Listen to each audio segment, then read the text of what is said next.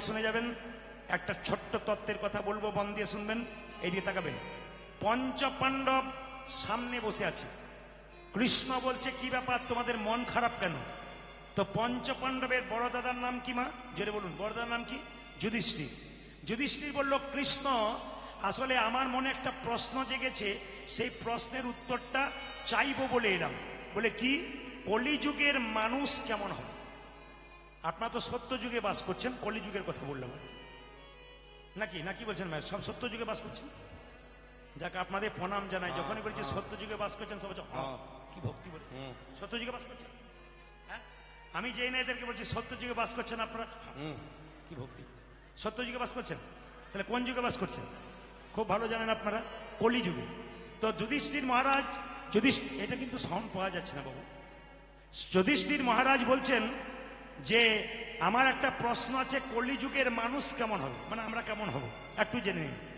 দ্বিতীয় প্রশ্ন করলো ভীম, যে কলিযুগের সাধুগুলো কেমন হবে, এই যে কলিযুগের সাধু কেমন হবে।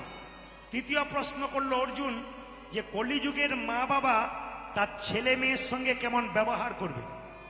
4 নম্বর প্রশ্ন করলো নকুল, যে কলিযুগের ছেলে মেয়েরা আবার তার মা বাবার সঙ্গে কেমন ব্যবহার করবে। এইদিকে কলিযুগের ছেলে মেয়েরা তার মা বাবার সঙ্গে কেমন ব্যবহার করবে।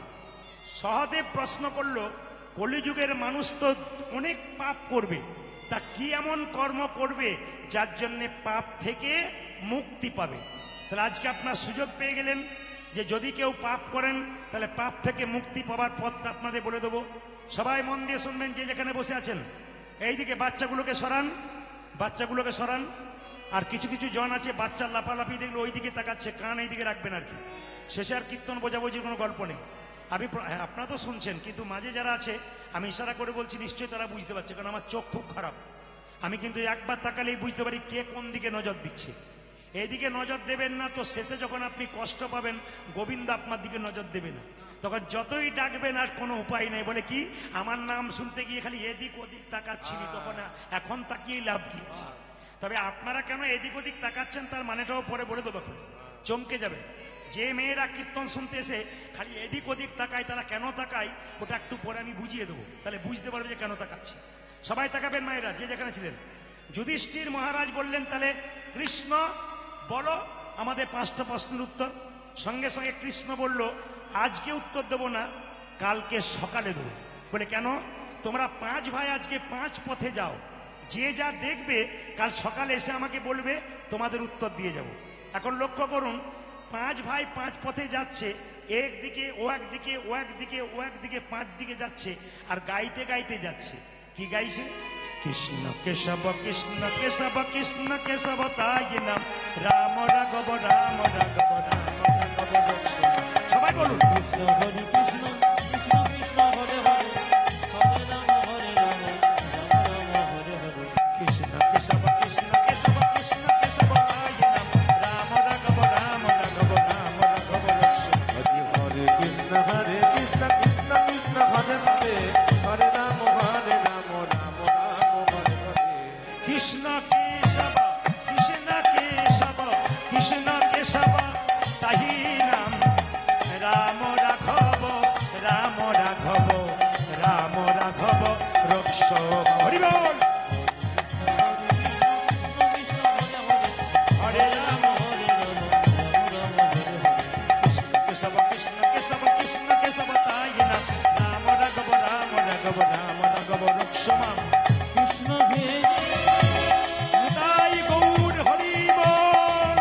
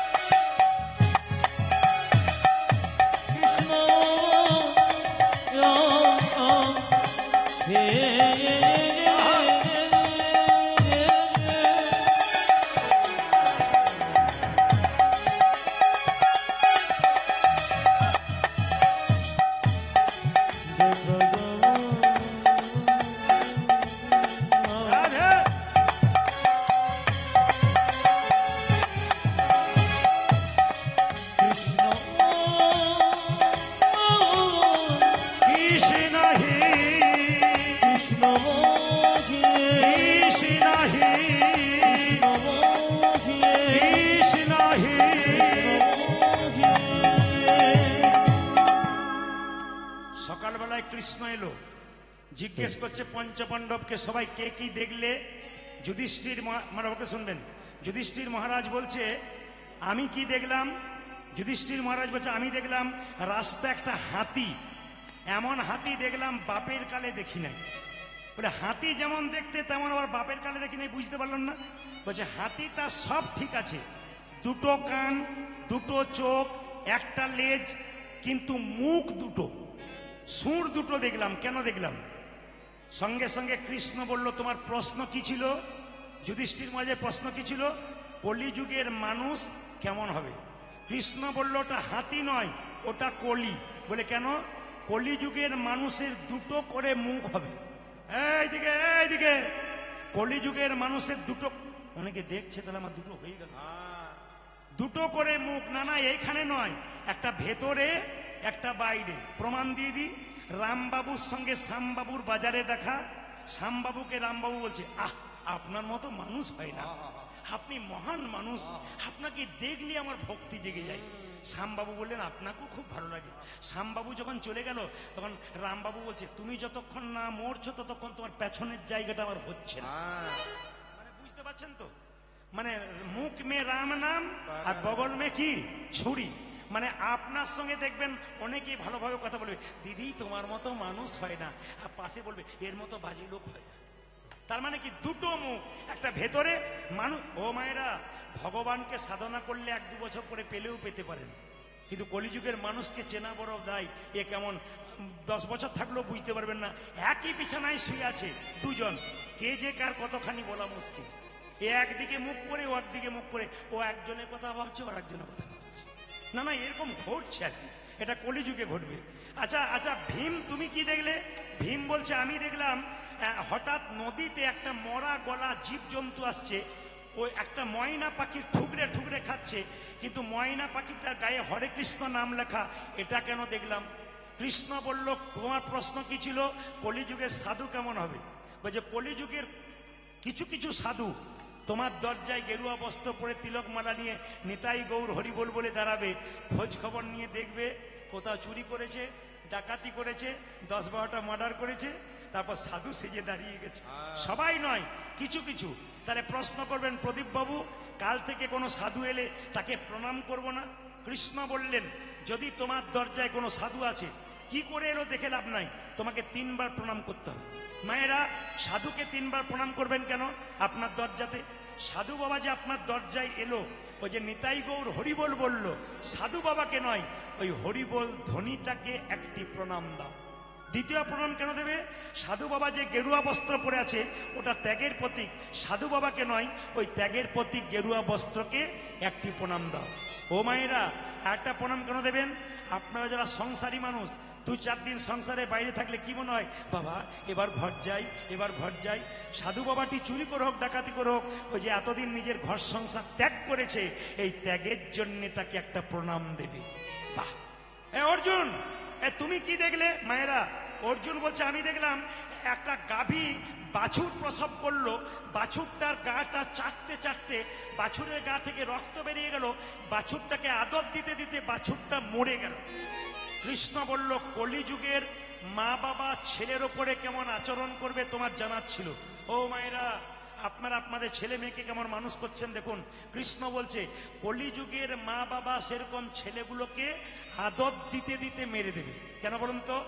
ছেলেকে সকালবেলায় প্রণাম করতে শেখাবে না, ছেলেকে সকালবেলায় ভক্তি করতে শেখাবে না, টিফিন দেওয়ার পরে বলবে ব্যাগটা নে, 25 কেজি ব্যাগ, 20 কেজি ছেলে আর 25 কেজি ব্যাগ, কম্পিউটার ক্লাস, ভূগোলের ক্লাস, ইংলিশ ক্লাস, টাকা রোজগার করার মেশিন তৈরি হবি, পাশের ছেলেটা ফার্স্ট হচ্ছে তুই হতে পারছিস না। মানে টাকা রোজগার করার মেশিন তৈরি করছি, কিন্তু বিবেক বৈরাগ্য তৈরি করছি না। আপনি আপনার ছেলেকে পড়াবেন, উচ্চ শিক্ষিত করবেন, কিন্তু আমার প্রশ্ন হচ্ছে এইটাই, কৃষ্ণ ভগবান বলতে চাইছে আগে তাকে ভক্ত তৈরি করো। সকালবেলায় ঘুম থেকে উঠে বাচ্চাকে বলো কি বলতে হবে, তুই প্রথমে মন্দিরে যা, প্রণাম কর, সাধুগুরু বৈষ্ণব দেখলে রাস্তাতে প্রণাম করবি, তোর দাদু ঠাকুমাকে প্রণাম কর, আমাকে, তোর বাবাকে প্রণাম কর। এরকম করে বাচ্চাকে কেউ শেখাচ্ছে না, খালি টাকা রোজগার করার মেশিন তৈরি করছে। বিবেকানন্দ বলেছে জিয়ন্তে মরা, বেঁচে আছে, ছেলের বিবেক নাই। ছেলে পড়াশোনা করলো, কলকাতায় ফ্ল্যাট কিনলো, মা বাবা এখান থেকে ফোন করছে একবার দেখে যে, ছেলে বলছে আমার দেখার সময় নাই। তার মানে কি ছেলে বেঁচে আছে, জীবন্তে মরা, বাবা চিনল না, মা চিনল না আপনার জন্য। শুধু তা নয়, আমি একটা প্রমাণ দিয়ে দেবো। আমাদের পাশের বাড়িতে একটা মেয়ে 26 বছর বয়স, তার ছেলেকে বলছে টিফিন বাক্সে খাবার দিলাম, নিজে খাবি কাউকে দিবি না, যদি দিয়েছিস তো তোর একদিন কি আমার একদিন। ছেলে বলছে মা কথা দিলাম আমার বন্ধু বান্ধবকে দেবো, আমি খেটে খেটে মরবা, তুই লোকের ছেলেকে খাওয়াবি না, কথা দে আমার সামনে, নিজে খাবি কাউকে দিবি না। ছেলে বলছে মা কথা দিলাম নিজে খাবো কাউকে দেবো না। ছেলে বড় হলো, পড়াশোনা করলো, চাকরি করলো, বিয়ে হলো, নিজে খেলো, বাবা মাকে। না না, আপনারা তো তৈরি করে দিচ্ছেন, অত বোকা বললে হবে। আপনারা তৈরি করে দিচ্ছেন, আপনারা নিজের বাচ্চাকে মেরে দিচ্ছেন। বাচ্চাদের দোষ সবসময় দেওয়া যাবে না। তাই বলছে জীবন্তে মরা, মানে বেঁচে আছে কিন্তু বিবেক নাই। বাহ, আচ্ছা বেশ বেশ বেশ, মাস্টার মশাই শিক্ষা দিচ্ছে বা আপনি শিক্ষা দিচ্ছেন, বিদ্যাসাগর রচনা পর পরীক্ষায় পড়বে, রবীন্দ্রনাথ রচনা মুখস্থ করে পড়বে, কিন্তু কেউ বলছে না রবীন্দ্রনাথের আদর্শগুলোকে গ্রহণ কর, কেউ বলছে না বিবেকানন্দ আদর্শ গ্রহণ কর, কেউ বলছে না বিদ্যাসাগর তার মাকে কত ভালোবাসতো, এই ভালোবাসাটা একবার জান। খালি মুখস্থ করে লিখে দে, পরীক্ষায় নাম্বার পেয়ে যাবি, কেউ শেখাচ্ছে না আদর্শটাকে গ্রহণ কর। এই জন্য আমাদের বাচ্চা। হ্যাঁ, 4 নম্বর প্রশ্ন কি ছিল? কলিযুগের ছেলে মেয়েরা তার বাপ, বিশেষ করে ছেলেরা তার বাবা মায়ের সঙ্গে কেমন আচরণ করবে। ওটা বলবো না, বাদ দিন না, বলে যায়, অনেক ছেলে আবার রাগ করবে। আপনাদের দিকে হয় না, আমাদের দিকে হয়। তো নকুল বলল আমি দেখলাম, দেখুন কি দেখেছ? ওই যে 3টে গর্ত, কৃষ্ণ বললে কিরকম গর্ত? 1, 2, 3। প্রথম গর্তে জল তৃতীয় গর্তে, তৃতীয় গর্তে জল প্রথম গর্তে, আর মাঝখানে গর্তটা ফাঁকা দেখলাম, জল পড়ছে, ফোয়ারার জল। প্রথম গর্তের জল 3 নম্বরে, 3 নম্বরে জল 1 নম্বরে, মাঝখানেটা ফাঁকা, বসে বসে একবার এদিক একবার ওদিক তাকাচ্ছে। কেন? কৃষ্ণ বলল তোমার প্রশ্ন ছিল কলিযুগের ছেলেরা তার মা বাবার সঙ্গে কেমন বাবা করবে। উত্তরটা জেনে নিন। বলে কি? কলিযুগে যে ছেলের বিয়ে হবে তাদের আদর ভালোবাসা যাবে শ্বশুর শাশুড়ির ওপরে, আর শ্বশুর শাশুড়ি আদর ভালোবাসা যাবে জামাইয়ের ওপরে, আর মাঝখানটিতে মা বাবা বসে বসে দেখবে। আপনাদের এদিকে ছেলেরা খুব ভালো, স্ত্রীকে যা দেয় না দেখে না দেখে, মা বাবাকে খুব সম্মান দেয়, বাবা গো বলে সব। ও করে না নাকি? আপনাদের মুখ দেখে বুঝতে পারছি যে করে না। মানে কৃষ্ণ যে কথাটা বলেছে তা কিন্তু দামি বলে দিয়েছে, কি যে কলিযুগের ছেলেদের যাতে বিয়ে হবে আদর ভালোবাসা যাবে শ্বশুর শাশুড়ির উপরে, শ্বশুর শাশুড়ি আদর ভালোবাসা যাবে মা বাবা সে জামাইয়ের উপরে, আর মাঝখানটিতে মা বাবা বসে বসে দেখবে। এই দিকে তাকাবেন। শেষ প্রশ্ন ছিল নকুলের, কি বলো প্রভু? আমার প্রশ্ন ছিল কলিযুগের মানুষ এত পাপ করবে, উদ্ধার পাবে কি করে? বলছে তুমি কি দেখেছো? বলে দেখলাম একটা পাহাড় থেকে বিরাট বড় পাথর গড় গড় করে পড়ছে, পড়তে পড়তে এত স্পিডে আসছে মনে হচ্ছে গাছ ভেঙে দেবে, বাড়ি ভেঙে দেবে। হঠাৎ একটা ঘাসের ডগায় আটকে গেল। এইটুকু ঘাসের ডগায় আটকে গেল কেন? কৃষ্ণ বলল কলিযুগে মানুষ যত পাপ করুক পাহাড় সমান, কিন্তু কেউ যদি ঘাস নামক একটু হরিনাম খাইতে শুইতে একটু হরিনাম করতে পারে, তবে পাহাড় সমান পাপ থেকে নিতাই গৌর হরি বল বলে উদ্ধার হয়ে যাবে। কলিযুগের মানুষ আমরা যদি একটু হরিনাম করতে পারি, আমাদের সব পাপ খণ্ডন হয়ে যাবে। কেন? হরিনাম হরিনাম হরিনাম সার, কলিযুগে নাম ছাড়া গতি নাই আর। সবাই মিলে হাততালি দিয়ে গান। মহাপ্রভু এসেছেন কিভাবে? এসেছে ব্রজের বাঁকা। তোমাকে বলা কর্তব্য এদের মনিটর গুলো দাও, তোমার মনিটরে কত সাউন্ড আছে ওটা বাড়িয়ে দাও, তারপর আমি দেখি কি এদের গুলো শুনতে পাচ্ছেন, যে গাইবে কি করে শুনতেই তো পাচ্ছেন। মনিটর গুলো বাড়াও, তারপর যা হবে। এসেছে ব্রজের বাঁকা, তালি মাইরা এসেছে ব্রজের বাঁকা, কালো সখা দেখবি আই তোদের এই নদী আই। এসেছে কালো সখা দেখবি আই তোদের এই নদী আই। এসেছে ব্রজের বাঁকা, কালো সখা দেখবি আই তোদের এই নদী আই। এসেছে ব্রজের বাঁকা, কালো সখা দেখবি আই তোদের এই নদী আই। এই যে রং ফিরেছে ঢং ফিরেছে, তারে এখন চেনা দায়। রং ফিরেছে ঢং ফিরেছে, তারে এখন চেনা দায়। রং ফিরেছে ঢং ফিরেছে, তারে এখন চেনা যায়। আজ রং ফিরেছে ঢং ফিরেছে, তারে এখন চেনা দায়। তোদের এই নদী আই। এসেছে ব্রজের বাঁকা, কালো সখা দেখবি আই তোদের এই নদী আই। আজ এসেছে ব্রজের বাঁকা, কালো সখা দেখবি আই তোদের এই নদী আই। কৃষ্ণ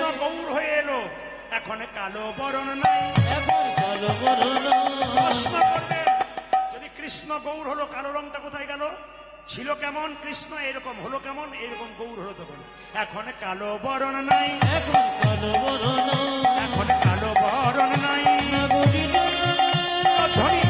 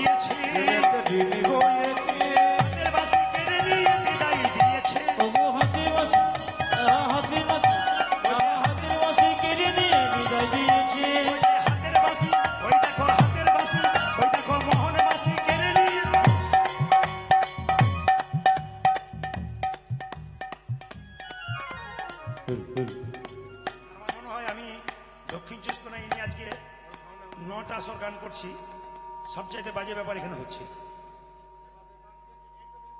কালকে আমি গাইছিলাম নেপালগঞ্জে, দুটো বক্সের উপরে বিরাট বড় আসর যা চালাচ্ছে, দুটো বক্সের উপরে গোটা আসরটাকে মাত লাগিয়ে দিচ্ছে। নেপালগঞ্জে কাল 10 থেকে 12,000 মানুষ, দুটো বক্সে স্টেজে গোটা আসরটাকে মাতিয়ে দিচ্ছে। চালানোর দরকার আছে, মেশিনটা ভালো চালাতে পারছে না, এত কষ্ট পাচ্ছে। আমি একমাত্র বুঝতে পারছি যে ফ্রিলি গান করা যেটা বলে সেটা হচ্ছে নাকি। সাই সাই তুমি এটা কি হচ্ছে, এটা কি হচ্ছে? একজনকে কাছে বসাও না যে মনিটরগুলো বাজছে কিনা, তুমি তখন থেকে বুঝতে পারছো না।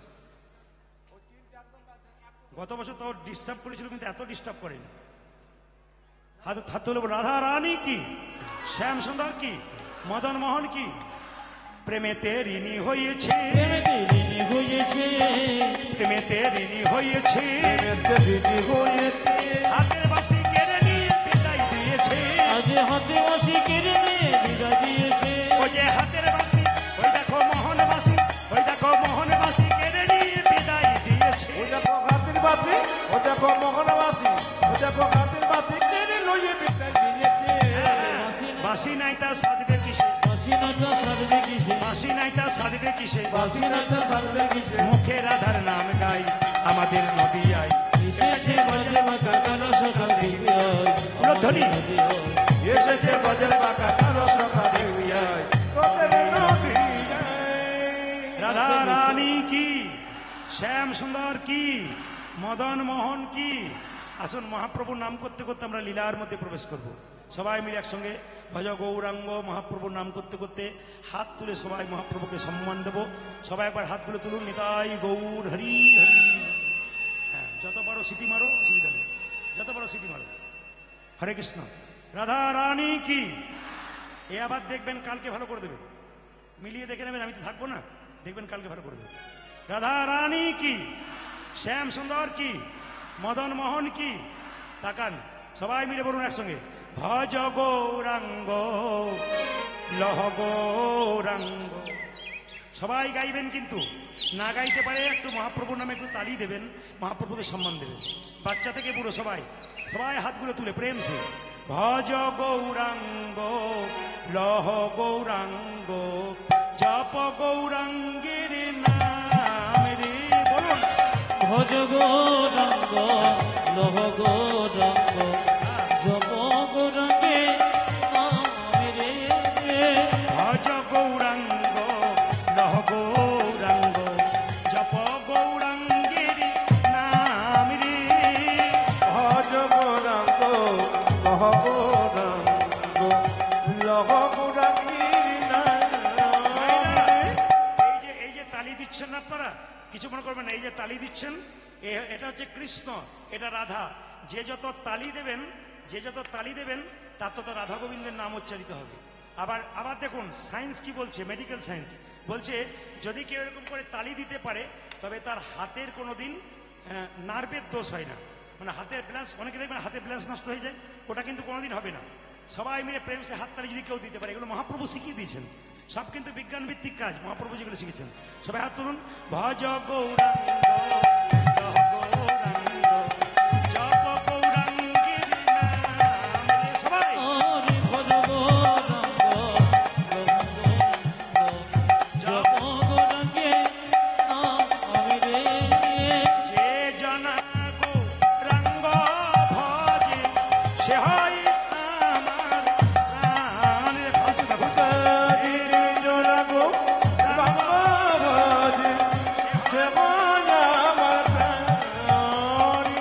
যে